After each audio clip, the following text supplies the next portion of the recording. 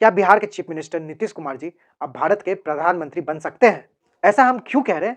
चलिए इस वीडियो से जानते हैं। बिहार में एनडीए में तीखी बयानबाजी शुरू हो चुकी है और ऐसा ट्रेंड में देखा गया है कि जब भी तीखी बयानबाजी होती है गठबंधन में, तो वो गठबंधन ज्यादा दिन चलता नहीं है, टूट जाता है और बिहार इसके आदी है। अभी रिसेंट में 3 बार पलटी मार चुके हैं नीतीश कुमार जी और हर बार पलटी मारने से पहले अपने गठबंधन में थोड़ा नोकझोंक होता है और विपक्ष के लिए थोड़ा सॉफ्ट कॉर्नर हो जाता है और वही हो रहा है अभी। चलिए नमस्कार, सत श्री अकाल, आदाब, मैं अभय और आपका स्वागत है एपिसोड 4 ऑफ प्रेडिक्टिंग पॉलिटिक्स। ये तीखी बयानबाजी किन दोनों के बीच हो रही है? जेडीयू और एलजेपी-आर के बीच। जेडीयू के आनंद मोहन और उनके बेटे चेतन आनंद ने कुछ तीखी बयानबाजी किए हैं चिराग पासवान के ऊपर और चिराग पासवान भी पीछे नहीं हटे, उन्होंने भी पलटवार किया है आनंद मोहन पर। चलिए थोड़ा विस्तार से बताते हैं आपको हुआ क्या है। देखिए, अभी उपचुनाव हुआ था जिसमें इमामगंज में जितेंद्र पासवान खड़े हुए थे जन स्वराज के पार्टी की तरफ से और वहीं पर एनडीए के एक और कैंडिडेट खड़े थे, जीतन राम मांझी के बहू दीपा मांझी। वैसे तो चुनाव का रिजल्ट ये है कि दीपा मांझी जीत गई है इमामगंज से, मगर 37,000 वोट जितेंद्र पासवान जन स्वराज पार्टी के ले गए इमामगंज से और इन 37,000 वोट का इंजाम आनंद मोहन ने लगाया चिराग पासवान पे।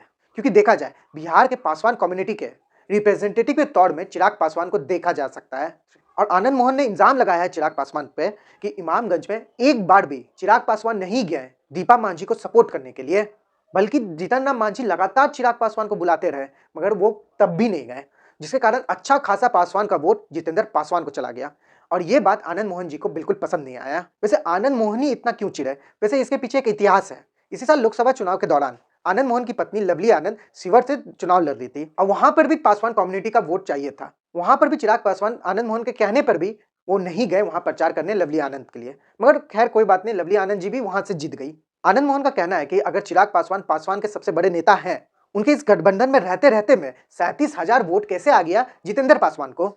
उन्होंने टिप्पणी में यह भी कह दिया कि वरिष्ठ नेता तो वो जितेंद्र पासवान हो गए। ऐसा नहीं कि चिराग पासवान भी शांत रहे इस मुद्दे को लेकर, उन्होंने भी पलटवार किया है। उन्होंने टिप्पणी करते हुए यह कह दिया कि आनंद मोहन जेल से छूटे हैं नीतीश कुमार के कारण। तो आइए प्रेडिक्ट करते हैं इस बयानबाजी के पीछे की पॉलिटिक्स को। वैसे देखा जाए 2020 में चिराग पासवान फर्स्ट बिहार फर्स्ट बिहारी जो इनिशिएटिव लाए थे वो नीतीश कुमार जी के विरोध में ही लाए थे।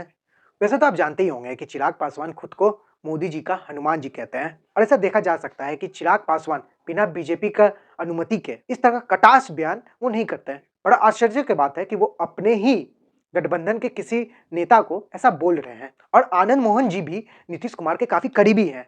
ऐसे भी हम अनुमान लगा सकते हैं कि बिना नीतीश जी के परमिशन के इस तरह का कटाक्ष वो दें।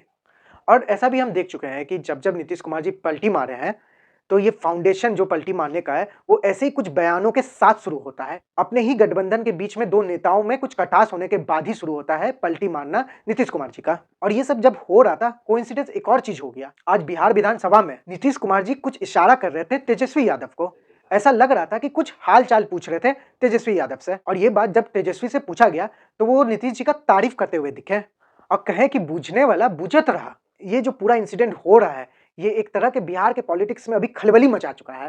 ये एक तरह से इशारा कर रहा है कि शायद नीतीश कुमार जी फिर से इतिहास दोहरा सकते हैं और क्या पता नीतीश कुमार जी शायद इंडिया गठबंधन की तरफ निकल जाए और अगर ऐसा हुआ तो नीतीश कुमार जी भारत के पहले बिहारी प्रधानमंत्री होंगे। वैसे अगर देखा भी जाए तो इस इंडिया गठबंधन को बनाने वाले नीतीश कुमार जी ही हैं। और वैसे देखा जाए तो 2017 से लेकर 2024 के बीच में नीतीश कुमार जी करीब 3 बार पलटी मार चुके हैं और जब लोकसभा का रिजल्ट आया था तब लोग चाह भी रहे थे कि एक बार नीतीश जी फिर से पलटी मार दें और अब जाके चांसेस थोड़ा थोड़ा करके बिल्डअप हो रहा है। आपका क्या राय है इस बात के लिए कि क्या नीतीश कुमार पलटी मारेंगे कि नहीं मारेंगे? कमेंट बॉक्स में बताइएगा। और आप शायद बीजेपी थोड़ा अलर्ट मोड में भी आ चुके होंगे और एलजेपी और जेडीयू के बीच में जो खटास शुरू हुआ है उसको सॉल्व करने का कोशिश तो कर रहे होंगे और यही इंडिया गठबंधन ताक में बैठे होंगे कि कब नीतीश कुमार जी पलटी मारे। वैसे एक सवाल आपसे भी है कि अगर नीतीश कुमार जी पलटी मारेंगे तो आप क्या चाहेंगे कि कौन प्रधानमंत्री बने इंडिया गठबंधन से? कमेंट बॉक्स में बताइएगा। और आपको वीडियो पसंद आया तो डेफिनेटली लाइक कर दीजिएगा और ऐसी प्रेडिक्टिंग पॉलिटिक्स के लिए प्रेडिक्टिंग पॉलिटिक्स को सब्सक्राइब कर लीजिए। चलिए धन्यवाद।